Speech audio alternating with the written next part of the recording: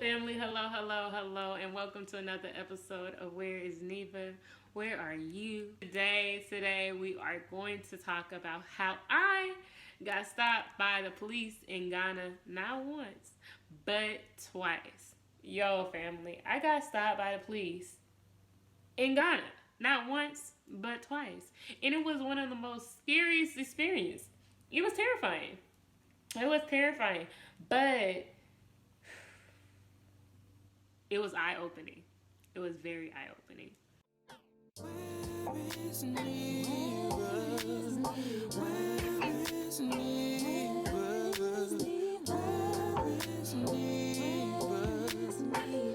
Where is she? While I was in Ghana, let's just say we was riding dirty a couple times, and the first time we wasn't really riding dirty. The second time, yes. So let me just jump into the stories. So the first time in Ghana, we were leaving a photo shoot. My friends Desmond, Tay, and Pascal put on this dope photo shoot and invited my cousin and some other people to participate. It was remarkable. We was in this van. We drove down to another area in Ghana, and then we were driving back to the city, and then that's when we got stopped. So in Ghana at nighttime, they hold up traffic stops where they stop you, check your car to make sure you're good, just got a flashlight in the window, and that's that. And so it happened multiple times while I was in the car, either in Ubers or with friends, but this was our first time getting stopped. So while the police looked through the window, he knocked, he asked to talk to my friend, and him and my friend were going back and forth speaking in, I'm not sure what language, but they were speaking in a language I didn't understand. So they were going back and forth, and I just was looking, and I was asking my cousin, and I was like, I don't know what to do. Like, are we good? She was like, yeah, I think so. Like, we're good. The police officer was telling my friend that we all needed to get out of the car. And my friend was like, for what? Why we all need to get out of the car? And so I guess they were going back and forth. The police officer got mad and started asking him, where's everybody from? Is everybody local? And the guy said, no, not everybody. He said, okay, everybody needs to get out of the car. And he said, I need to check everybody's ID. I still don't know why. But he checked our ID. Me and my cousin pulled out our passports. He took our passports. And he went to go sit down. And so me and my cousin just followed him because that's our way to get in the country. That's a way for us to leave the country. Like, we need those. He had our passports sitting right by him. And so my friend went to go talk to him, and they were once again fussing a little bit. And I'm just like, quiet, because I was nervous. I was scared. Got these big old guns and stuff, and I'm just like, I don't know what this is. Like, I just want to get back to the city. I want to make sure I'm good. Like, are we okay? 5 minutes later, he takes our passports, gives us back our passports, said something to my friend, and we all got in the van and left. He was mad. The police officer was mad that my friend just didn't do what he said in the first place for us to get out of the car. He was mad that he questioned him. And I just didn't understand why his anger was put on us and not telling my friend, like, hey, listen, just give me your card. Why was he taking our passports? That was the first time. The second time we got pulled over, we were leaving one of the many phenomenal clubs in Ghana. Ghana's lit, A.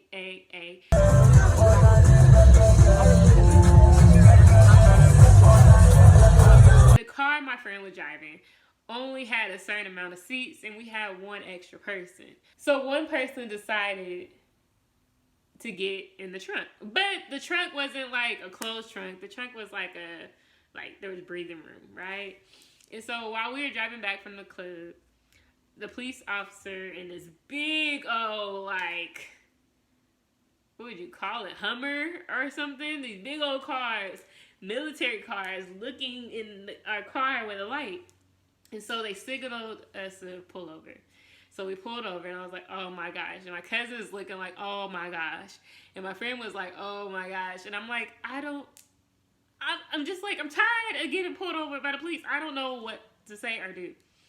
So police knocked on the door, knocked on the window, talking to my friend. They were speaking, not sure what language, but they were speaking, and I just was like, I don't know what's going on. And so he told us all to get out of the car. So he opened the trunk. My friend got out of the car. We had to get out of the car. And he started asking us questions here for the festival, whatnot, and are we here for the year to return? And I was like, yeah, that's why we're here. I had this fanny pack on. And my fanny pack had like multiple pockets. And so the police officer was like, okay, I need you all to open your purses and your bags. And I'm like, all right, this is my fanny pack. Why did the police officer make me open every pocket in my bag, on my back? He made me open every zipper. Like, I had to zip it, unzip it. And so in one of the zippers, it had this little bag, and the bag had an old earring in it, but the earring wasn't in it anymore. So it just was a plastic Ziploc bag. I'm not sure why I didn't throw it away. He picked up the bag and started smelling it. And so now I'm confused, like, what's going on? The police officer, there was like 5 police officers. The police officer in the back was telling my friend who got out of the trunk to take his shoes off, to like take his socks off. I think his socks off. I might be lying, but he told him to take his shoes off. He was patting him down. It was just nuts. It was nuts. And my friends from Ghana kept on like speaking to the police officers, saying like, "What are you doing? Like, leave him alone. Like, you're doing too much. You're doing too much." And I just was shocked that first, you can talk back to police officers. Second, why is this police officer unzipping every bag? Third, why is his shoes off? What has he got in his shoes? And the police officer then came up to me. He was like, "You know why we're doing this?" And I was like, "No, I'm not sure." And he was like, "Well, we have to stop and make sure there's no criminals." What? And I forgot why he took my Ziploc bag, the little small Ziploc bag. He smelt it and he was like, "Was there drugs in here?" Huh? No, there was no drugs in there. And if there was, would I tell you that? But it wasn't. It wasn't. So I was just so confused. And so they let us go. We all got in the car. They told them that we were just going home. So that's what we did. And we're good. But I was so shaken up, y'all. Because when you get pulled over in America, that's not how it goes. That's not how it goes. And we know that that's not how it goes because there's so many situations where police officers are killing black and brown folks just by pulling them over, just by running a stop sign, just by having multiple people in the car, just by having their music too loud, or whatever case it happens. It happens. And to come to a country where you are searching for that acceptance and that love and you're still being ostracized is heartbreaking. It's heartbreaking. For them to think that black Americans, I don't know what he meant by we searching for criminals. It's just like, I don't get it. I don't understand why you're holding me and my cousin's passports and not anybody else's. I don't get it. What are you trying to show? And it's heartbreaking.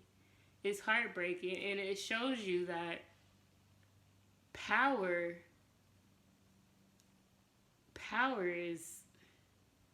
is powerful. When someone gets power and they take advantage of their power, they will show up and show out, right? Because not only do you see that in Africa when it comes to government and politics, you see that in America when there are black police officers who are beating on black and brown folks in the streets, are gunning them down in the streets. You see that.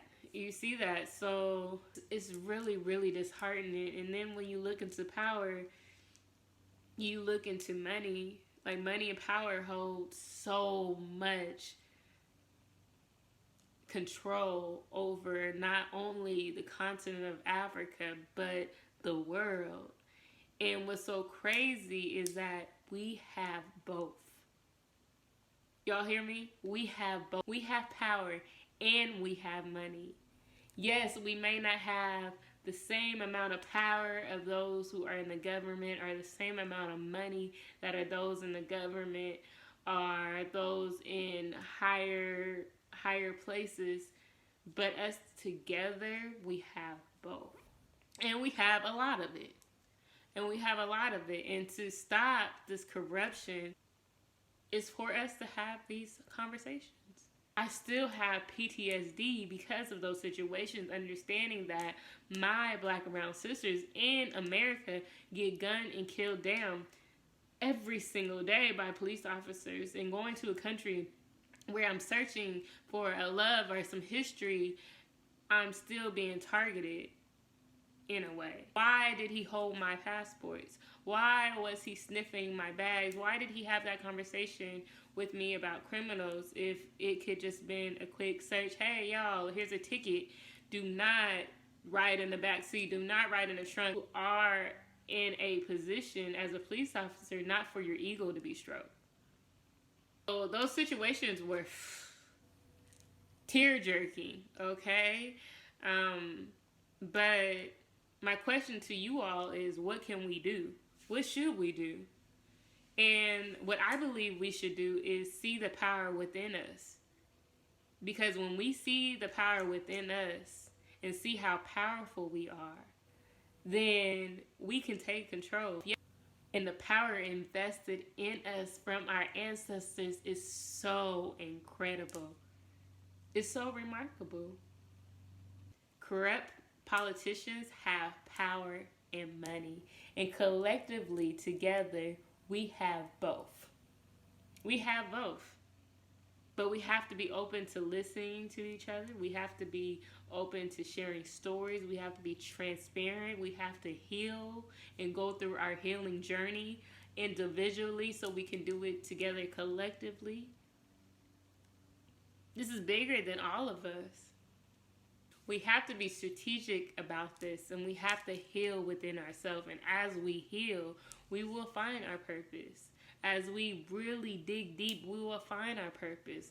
And if each one of us go after our purpose, then there will no longer be competition, because we are all doing our own work. And we're all doing our work and staying in our lane. For example, let's say Sandra is over there and she opened up a pedicure shop. And just across the street, Nicole is over there and she opened up a manicure shop. And both of these women have nail shops. But one focuses on feet and the other focuses on hand. Both of these women can flourish. Both of these women can flourish.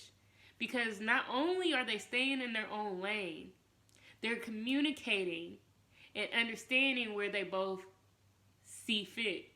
And not only are they communicating and staying in their own lane, they are feeding their community. They're helping with the schools. They're helping in with the local garden.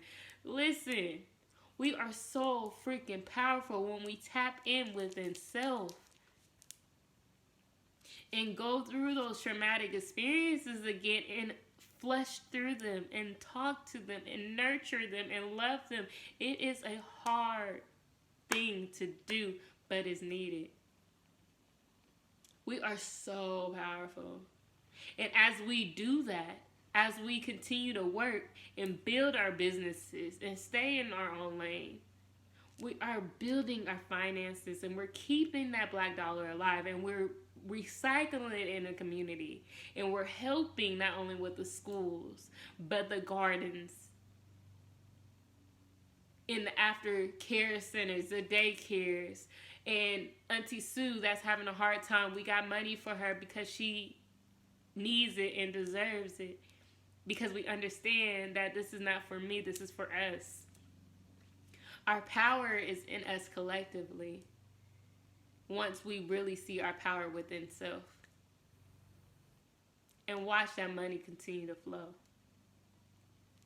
So yes, I got stopped by the police twice, and it was nerve-wracking. I also got stopped by the police in America, and that was tear-jerking. I'm tired of it. I'm tired of us getting killed off, and I'm tired of the corruption. in my community that's happening to my community. We all need to wake up and realize how powerful we are.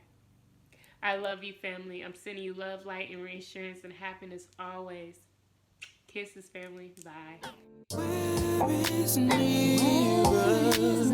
Where is Neva?